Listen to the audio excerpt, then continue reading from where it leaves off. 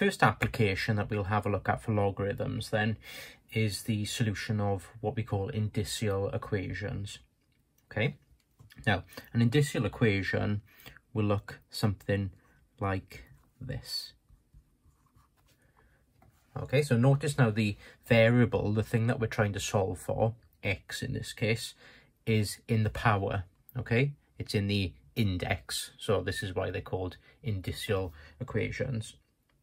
Okay, so now of course we're used to having x's inside the equation down on the bottom. Yeah, we're not used to having x's in powers. So this is where logarithms come in. Now we can guess at this one, can't we? 3 to which power gives you 9?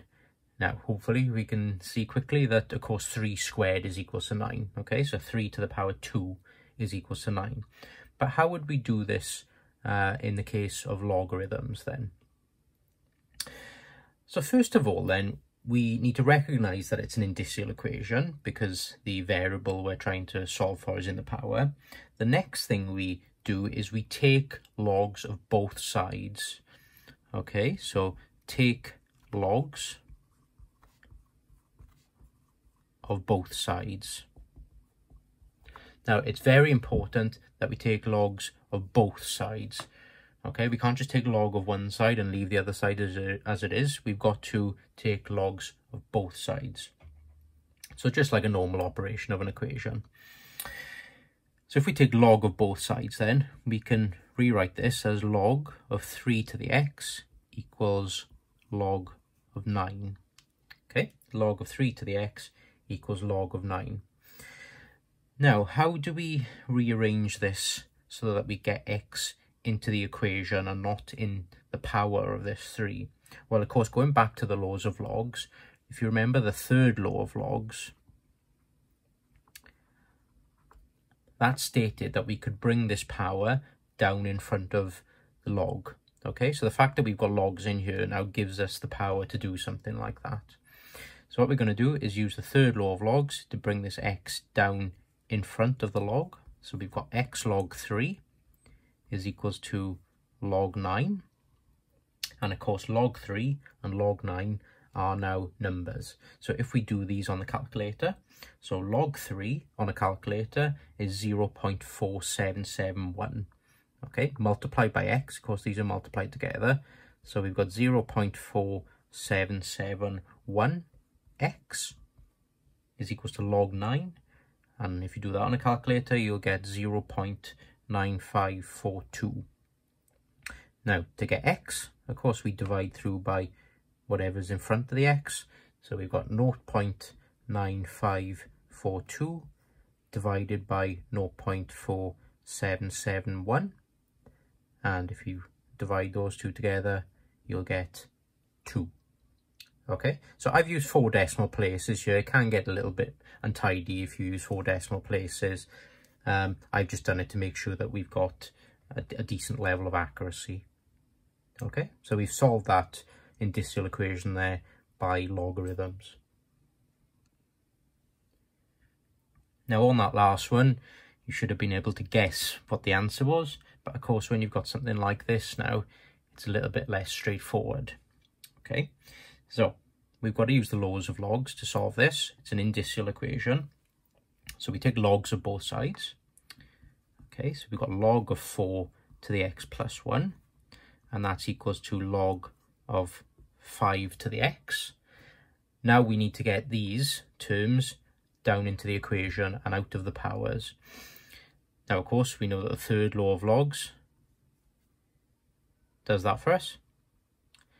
And when you're using these laws of logs, you don't have to use the same one on both sides, okay? So the laws of logs just state that something can be represented as something else. It's not changing what is there, it's just making it look slightly different, okay? So sometimes we have to use the first law on one side and the third law on the other side. It's just in this case, we need to use third law on both sides. Okay, so we can bring these powers now down in front of the logs. So we've got x plus 1 log 4. Okay, x plus 1 times log 4. And that's equals to x log 5.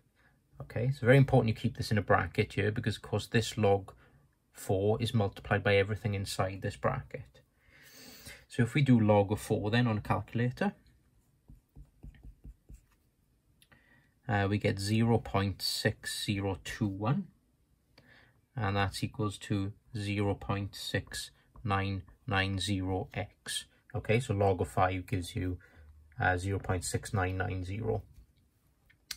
Right, now we want to multiply this bracket out. So the logs part now is over really, it's just solving an equation now. We want to multiply this into this bracket.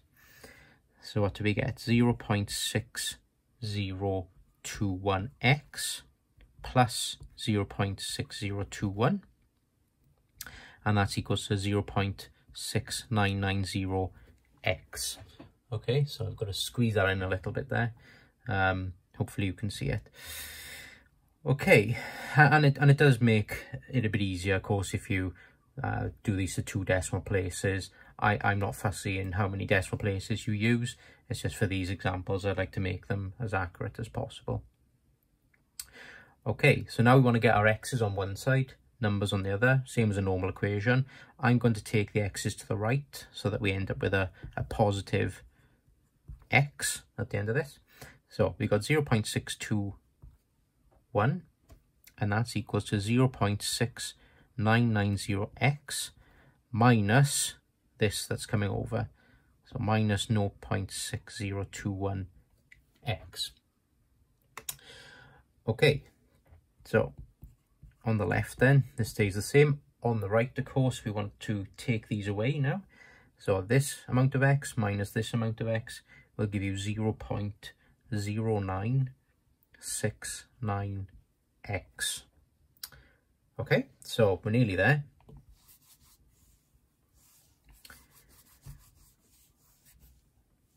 Clear the board up a bit. Right, so now from here then, remember what we do is we divide through by whatever's in front of the x.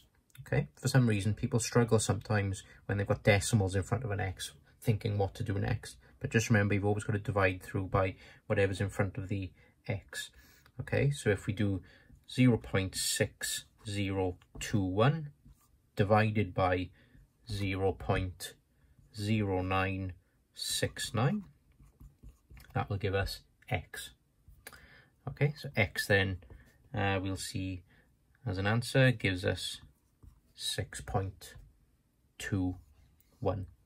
Okay, so we've solved that logarithmic equation. And as with all equations, you can put your x back into the original equation and it should satisfy the equation. And of course, depending on your accuracy, that will affect how accurate that becomes when you put it into the equation. Okay, so I've put the answer there as 2 decimal places, but it's more accurate if you use 4 decimal places. So another look then at an indicial equation. So here we've got 4 to the power x plus 2 is equals to 2 times 3 to the x. Now, a big mistake that people make first of all here is they'll see this 2 times 3 to the x and they'll write this down as 6 to the x.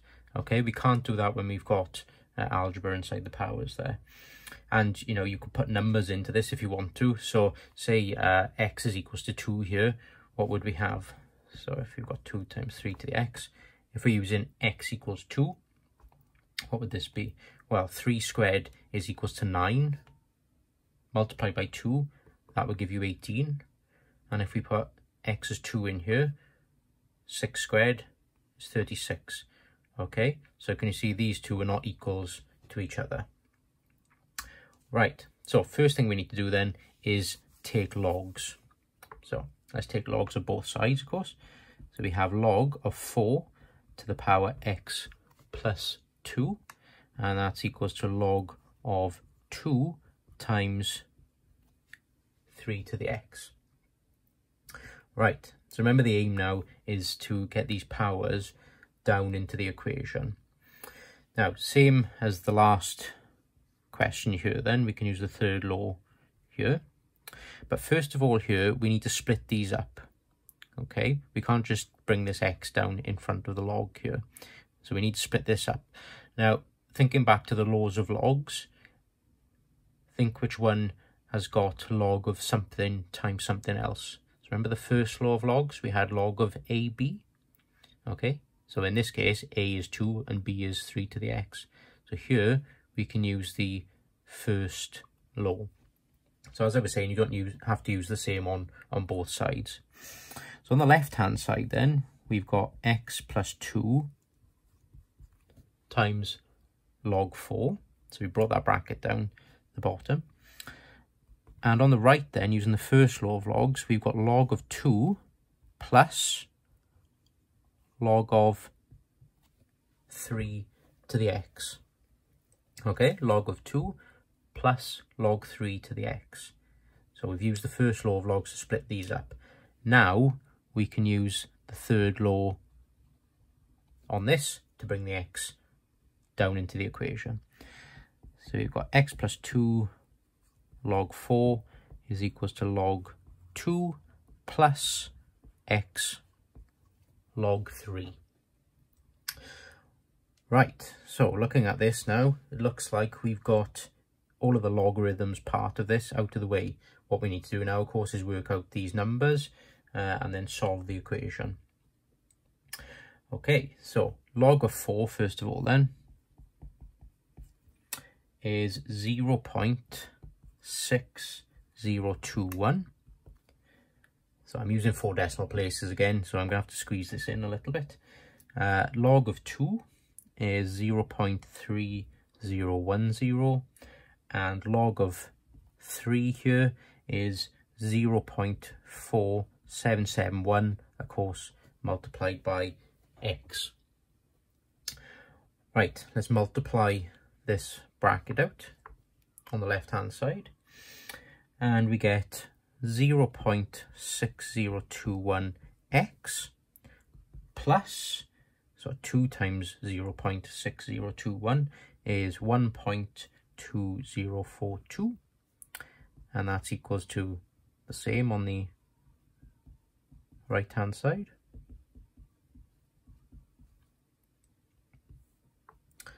Okay, now we need to rearrange this so that we've got x's on one side, numbers on the other.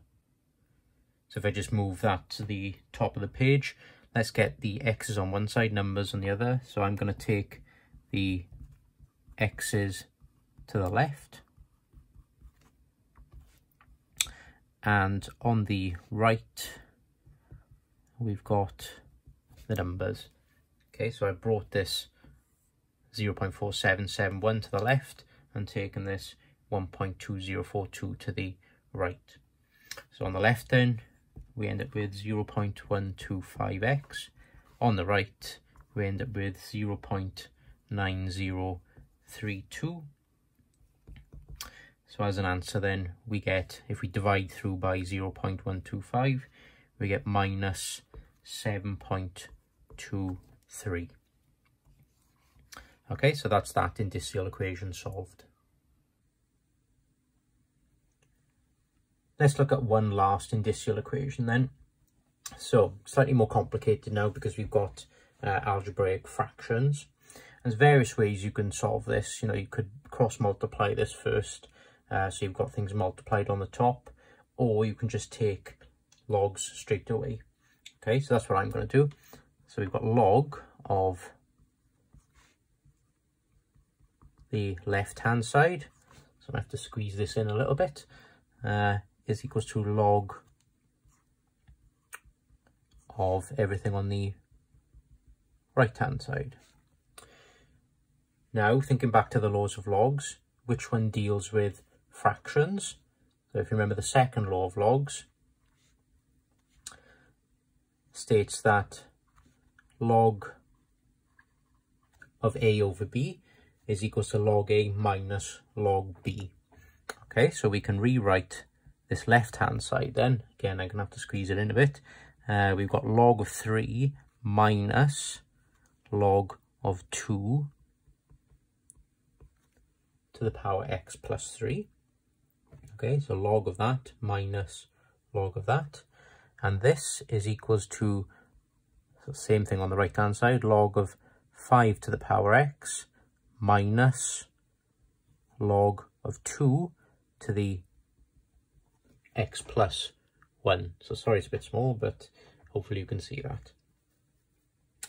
Right, now what we want to do, of course, is get these powers down into the equation. So we're going to use now the third law of logs on each of these. Okay, so we'll see if I can fit this in. You've got log of 3 minus, and you've got to be particularly careful when you do examples like this, particularly of these minuses. Okay, so log of 3 minus, the bracket is coming down in front. So minus x plus 3 log of 2.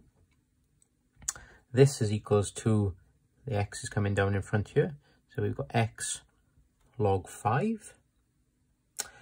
And then just on the end, we're bringing this bracket down in front. So we've got x plus 1 log of 2. Okay, so somehow I've managed to fit that all in. Right, now we want to work out these numbers. Okay, so log 3, log 2, log 5, and again log 2.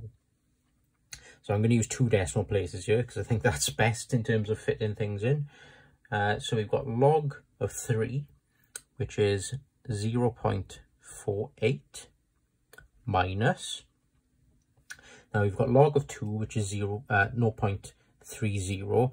What I'm going to do is bring that in front of this bracket. So you don't have to, but I'm going to bring it in front of this bracket. And the reason for that is, if I didn't do that, quite often people will multiply this into this bracket, log 2 into this x plus 3, and totally forget then that the minus is in front. And of course the minus then has got to multiply by everything inside there. So if we do this and bring the 0.3 in front of the bracket, it makes us not forget that negative. Okay, so that's that side.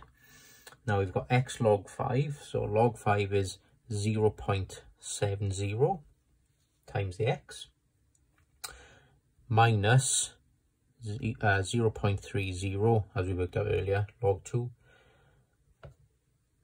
Might have to give in here and go on to the second line underneath, multiplied by x plus 1. Okay, so we need to now multiply these brackets out. So let's multiply these out then. I just leave it at the bottom so we can see what we're doing. Right, so we've got 0.48, so that stays there, minus 0.30 times x, plus minus 0.30 times 3 is, well, of course, a negative, because you're multiplying a negative into this. So we've got minus 0.90. And this is equals to 0.70x. And let's multiply this into this bracket. So we've got minus 0.30x minus 0.30. Okay, so I've had to just put it underneath because I can't fit it in. Right, so now then, as usual, we want to take x's onto one side, numbers onto the other. To make things slightly easier for us, we've got a minus 0.30x on both sides here, so we can cancel them off. So it makes it a little bit easier for us. Now we're going to take the numbers to the left and x's to the right. So we've actually only got one x term in there now that we've cancelled those x's off. So on the left hand side we've got 0.48 minus 0.90, and this minus 0.30 now is coming over to the left, so it becomes a plus 0.30, and that's equals to 0.70x. I'm glad I didn't do this with 4 decimal places. And on the left then we've got minus 0.12. And of course divide through by 0.70. And finally we have found that x is equals to minus 0.17. And that's that indicial equation solved.